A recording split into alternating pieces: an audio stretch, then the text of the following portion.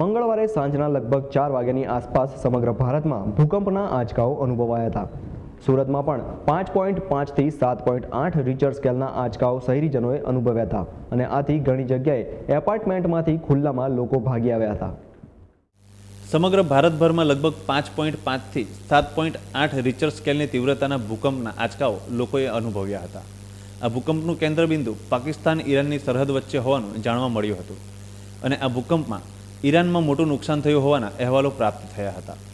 આ આંચકાઓ ગુજરાત, રાજસ્થાન સહિતના રાજ્યોમાં અને દક્ષિણના રાજ્યોમાં પણ અનુભવાયા હતા। સુરતમાં પણ ઘણા વિસ્તારોમાં ઊંચી ઇમારતોમાં તીવ્ર કંપન અનુભવતા લોકો ભયના માર્યા બિલ્ડિંગોમાંથી સુરક્ષિત જગ્યાએ ખસી ગયા હતા। વાઇબ્રેશન આવ્યું બિલ્ડિંગમાં, એટલે બિલ્ડિંગ હલતું હતું, 5-7 સેકન્ડ સુધી હલ્યું અને બધા ગભરાઈને બધા લોકો નીચે ઉતરવા માંડ્યા અને દોડાદોડી થઈ ગઈ છે।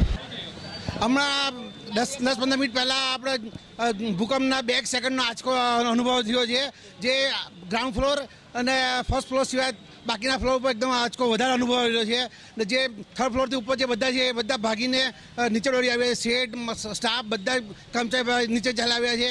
ભૂકંપનો આંચકો કરીબન 3 સેકન્ડ પૂરતો હતો, પણ એ આંચકો એટલો જોરદાર હતો કે જો એ આંચકો 15-20 સેકન્ડ હતે તો જાન મિલકતને વધારે નુકસાન થવાની સંભાવના રહેવી હતી।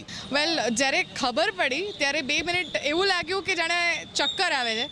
દોડીને બહાર જઈને બધા કલીગ્સને પૂછ્યું કે યાર મને ચક્કર આવે કે તને કંઈ લાગ્યો ઝટકો, અને એકચ્યુઅલમાં બધાને એવું ફીલ થયું। પછી કન્ટિન્યુઅસ 2-3 વાર એવું લાગ્યું કે ઓફિસના પડદાને બધું બહુ હલ્યું છે અને એકચ્યુઅલમાં વી ફેલ્ટ કે ઇટ્સ એન અર્થક્વેક, પણ પેનિક સિચ્યુએશન નથી।